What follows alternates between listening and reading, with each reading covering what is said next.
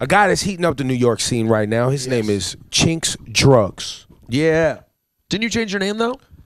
I just dropped some. I just dropped the drugs off of Chinx. Dropped the package off. That was it. You know what I'm saying? Dropped the package off to 1410 down the block to the poppies.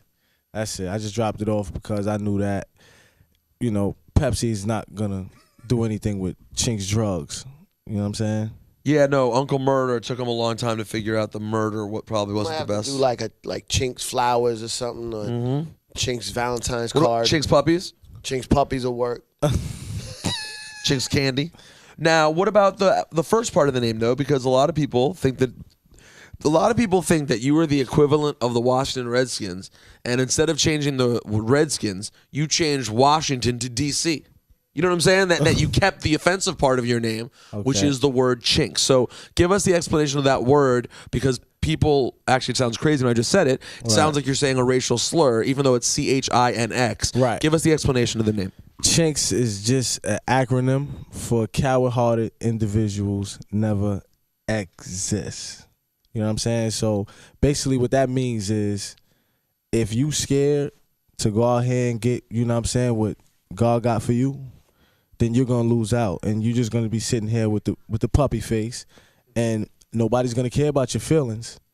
So you just asked out. So just go for what you know and get yours. You know what I'm saying? Don't be scared for it. You know what I'm saying? Period. Now, is that the original thing, or did it start somewhere else? Nah, it started from me being a juvenile. You know what I'm saying? Rest in peace to my homegirl, Dolores. She used to live in a building I used to hustle in front of in Far Rockaway.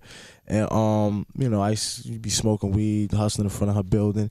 And she used to say, Chinky, when you turn 18, you know what I'm saying? She gonna give you some? You're going to be my boyfriend, Yes. and this, that, and the third. But, you know what I'm saying? Just for me getting high in front of the building. So later, when I got incarcerated, I sat down, had a bunch of time on my hands. Then I put the acronym to the name, you know what I'm saying? And it really meant that to me, you know what I'm saying? Because at that time, my homeboy had passed away, and I just felt like I got to go out here and get it, you know what I'm saying? How long were you gone for? I was going for about 5 joints. Years. Yeah, 5 years. Damn, son. I didn't know that. Yeah. What years? Far Rockaway? Yeah, I'm from Far Rockaway, Edgemere Projects. I thought he was from the Bronx, I guess, because French. Nah, I'm trying to tell Flex I'm not from the Bronx either. But He shouts out the Bronx. Yeah, he's getting it now. So he playing my new joint. Yo, I like that record. BX. I'm like, yo, Trip, please tell Flex I'm from Far Rockaway. Well, Far Rockaway is one of those places that you don't go unless you have a reason to be Oh, there. no, please, not. In a sense, like Staten Island is another place like that. Just like that. Like, unless you got business there, family there, why you there? Don't go over there asking for nobody. Nope. Just stay away. You know what I'm saying? Like, I guess. Some would say that jail was a vacation from Far Rockaway. Far Rockaway, Queens. That's why they call it the 6th borough, because it's like really off to the cut. And like, if you really don't have my business grandparents are from Queens. Okay. So what part? Beach 122nd. Okay. So cool. like regular beach. Yeah, they down Rockaway. there by like Breezy Point. And Yes, the nice, right by Breezy Point, Fort Tilton, and all the that. nice part, right? Yes. That's Rockaway. That's Rockaway Beach. Not far. Not far Rockaway. We would drive through Far Rockaway. Where should we put the blacks? Far. So what years were you gone? I was gone from about 2005 to about 2009. You know what I'm saying? So, and I had lost some time in between there, and when you're dealing with the court, and sometimes I lost some time, so that's how I wound up doing like a year. But I'm home now, man, blessed, just chilling with you guys, getting money, taking care of my family. And how'd the French Montana thing happen? 6 degrees of separation. You know what I'm saying? My homie, rest in peace, Stack Bundles. We started that Riot Squad group together. Far Rockaway also, correct? Yeah, he's from Redfern Projects. Stacks was in a group, he's Riot Squad first, but then when I went away, he was in a group with Jim Jones and, the Bird Gang thing. Yeah. And that's how he met Max B. So Stacks passed away during my incarceration, but when I came home, Max B was looking for me off the strength of Stacks, and then I met French at his house, and then Max got locked up, and me and French just kept recording music. We never even spoke about doing business. Like, we was really just putting this music out we was making, and then the Coke Boys just popped out of nowhere. You know what I'm saying? What's it like when you're incarcerated and you get the word that like someone near and dear from your neighborhood has passed? How do you even try to like go about grieving when you're, in prison? It took me about 2 years to even shed a tear behind it. You know what I'm saying? Like, when it hit me in there, like, I was already just like dealing with so much. I was done with rap. You know what I'm saying? And when I had got the news, like I just finished working out, doing my little sets or whatever, and I went to use the phone, and then my grandmother just told me the crazy news, and I just went back to my bunk. I didn't really know how to handle it. It's like how much can you lose inside here? Like what else is gonna go wrong? Like so the world was it coming just down. felt like, you know what I'm saying? Like I'm a real individual. I got real feelings. You know how we feel about those, but I have real feelings inside, and that really, like, I didn't know what to do. You know what I'm saying? So it took me a long time to like really get it together. I wasn't eating for a minute. You know what I'm saying? My homies in there was telling me, "Yo, bro, you look bad. You gotta get it together." And then when they told me that, it was just like, "You're right." Do you also have to be concerned with appearing weak if you're really going through something like that? Like you always have to keep your guard up, or not? Were you already deep enough? Let me tell you something about prison, man. Prison is not what you see on TV. You know what I'm saying? It's regular individuals like every one of us sitting here behind in a joint. We just caught bad breaks. And if you're a stand-up individual, respect it. You know what I'm saying? Like you're not going to go through that nonsense you see on TV. You know what I'm saying? That's not real. It's only real if you're a sucker, and that type of BS can happen to you. But other than that, people respect each other's space in there. It's actually a learning environment. You know what I'm saying? Sad to say, that's almost like university for the others that didn't go to, Yale and all others. You know what I'm saying? That you really learn in prison. You learn a lot about yourself. So I did. I noticed when Stack's name came up, you kind of collected yourself a little bit. Yeah. It feels like there is definitely, even with the Max B situation, which is unfortunate, the decisions that were made there, but it feels like locally here in New York, people really wanted that movement to become something meaningful. Yeah. And talk to us about that, and just kind of where, because there's different movements in New York, you know what I mean? Right. Like there is that Stack Bundles, French Montana sound, and then there's other sounds, right? So how are they embracing you, and how are the the listener, the consumer, like pushing your brand forward? Well, Stacks, he was special. You know what I'm saying? If you studied or you followed anything that he was doing, Stacks was like, I think he was that bridge, that last bridge of that New York sound, I guess, you know what I'm saying? But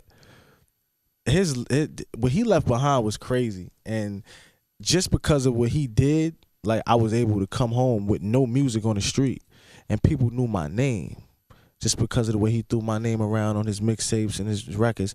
And so it was easy. I had a platform without doing anything. You know what I'm saying? So it's easy for me to jump on board and just be light-skinned and just do my thing, because he already set it up for me, and I just had to go hard. It's tough out here to be light-skinned. No, it's hard. No, it's hard. It's tough. It's real hard. You better be about your shit when you light-skinned, my G. So you feel like in a way, Stack saved your life in a way?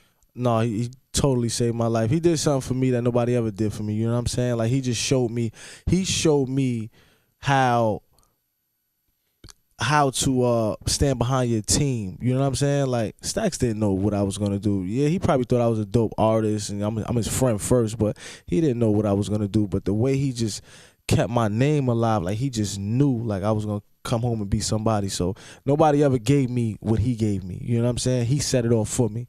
So I'm in debt with him for life for that. You know what I'm saying? And I heard you say that you called your grandmother. Right. So is your mom, your father, and they're not a part of your life? You got siblings, brothers? Yeah. My mom, my father, he's deceased. You know what I'm saying? The big homie. He passed away actually a month before I went to prison. My mom, she's still around doing her thing. She kicking. You know what I'm saying? She getting old, and so I'm just trying to, enjoy. So, but the way you talk about him, it sounds like you come from a hustling family. Like, oh, for sure. I definitely come from a family of hustlers. All the males in it's sad, man. Like when you know where you come from and you really sit back and think about what's going on out here, you have no choice but to go hard to try to change what you know what I'm saying? All the males in my family been down. All the males in my family, I watched them get money, and it was just like, where do you go from there? So it feels good when, my big uncles and the big homies in my family tell me, man, I like what you doing, man. And it really make me feel, you know what I'm saying, like I'm really moving forward. And it's a really crazy thing to think about, like that your examples that you have before you since you were a kid are literally all people going about getting money in an illegal way. Basically, that's every example. Every man in my family went to jail except one person. It's real, man. Like that is so. That makes the odds so stacked like, against you to get it right. Every single man in my family. And you gotta look at society. Like, is it everybody or what's wrong? Like, it's not the people. It's really something wrong. You know what I'm saying? Nobody cares to fix because there's money behind all of that. You're getting into my zone deep, right now, but the reason I brought up the emotional thing of what you was talking about, and to what Syph talks about a lot, which is mental health in the hood and just what young men who come from a low income circumstance have to deal with. When Rosenberg says to you, you know, your song is "I don't give a fuck about your feelings," right?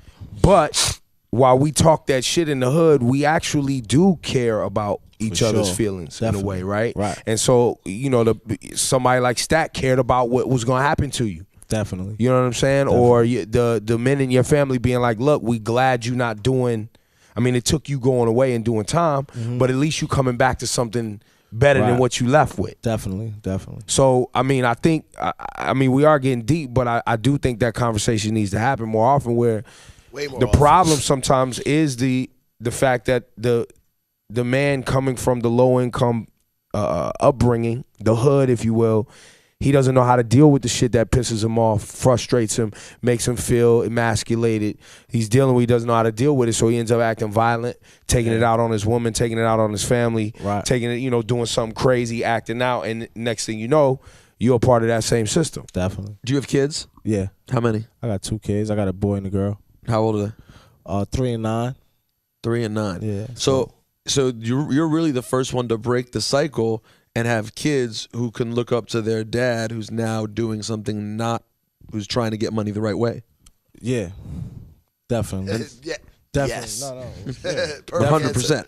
Yeah. And I tell my kids, you know what I'm saying? My kids listen to my music. So I let them know what dad's doing is nothing different from what you see in the movies. This is a movie with no picture. I'm just talking about it. This is not real. You know what I'm saying? Just like watching the movie, dad is just trying to get money. That's it, to take care of. Telling stories on. That's it, man. Slick Rick the rule. I'm just telling little tales and everything gonna be all right. So that's it. Kind of like this guy, Chinx Drugz. I mean, I've been seeing him move around for some time. He's always nice, polite about his business, ain't coming with no nonsense. You're organized, you're on time. Definitely. All of the shit we look for. Thank and you got a song that's kind of bubbling out here that I like. Yeah, so. It's called Feelings. You know what I'm saying? Something that, you know what I'm saying, we don't give a fuck about. You know what I'm saying? And it's not that we don't care about each other's feelings. So you gotta look at my situation. And that song for me means a lot because, you could say, some people might say, you always been the number 2 guy. I never been the number 2 guy. You can't just go to the top without being in the mailroom. You know what I'm saying? Ass puff. You know what I'm saying? So feelings is like, I was going through a lot of, shit with this industry, and it was just like, it gets to a point where you feel like, yo, I could stand amongst the elite with the rest of these guys. I deserve more. It's never about what you deserve. It's always about what you negotiate, first of all. You know what I'm saying? And you complaining, nobody cares. Everybody's doing their thing. And it's not that we don't care about people's feelings. It's just that we all individually got our own shit going on, so we can't really worry about it. You know what I'm saying? Maybe if I had the time to, I could hear you. But right now, I'm chasing money out. Yeah, I have a similar problem we were talking about the other day at the Heavy Hitter Pitbull. He's a food addict? No, not that problem. People think he's high all the time. That problem too, but no. The problem is anytime somebody sees me, they're happy to see me, and first thing they say is, where Rosenberg at? Like, fuck Rosenberg, I'm here.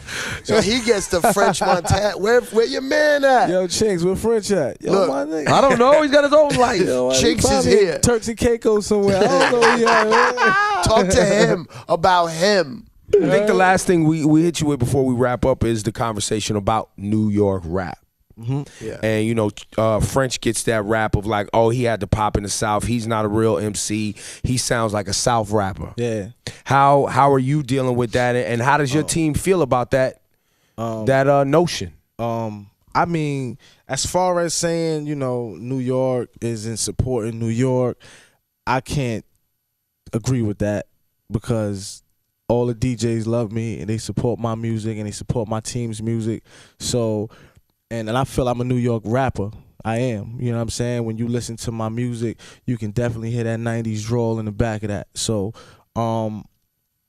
as far as the down south thing goes, like if you go back to my old mixtapes, like before, you know, Coke Boys, like you'll notice that I've been doing this down south thing. Been doing it, you know what I'm saying? Like as far as the beats, the trap beats and the programming, yeah, and some things of like that, and the actual flow. Like 3 6 Mafia was one of my biggest, you know what I'm saying, rap groups back when I was living in the projects.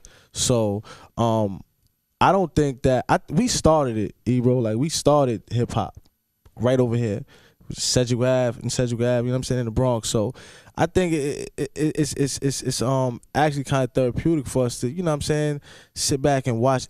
Not sit back because we still hungry, but watch everybody get their time to do their thing. I like to see it spin around and then come back, and then we link up. And I don't want it to sound the same. If it sounded the same, we wouldn't be evolving. You know what I'm saying?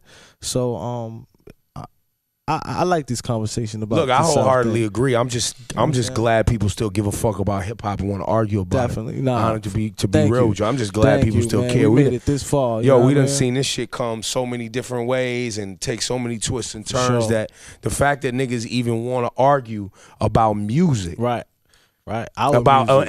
and about young black men's voices on music with That's their right. ideas and dreams and aspirations over beats. That's right. That people even give a fuck is interesting to me. Man, And I just love it, how man. many artists say, everyone says these artists aren't getting support in New York, but you can meet tons of them and be like, no, all the DJs on the radio love me.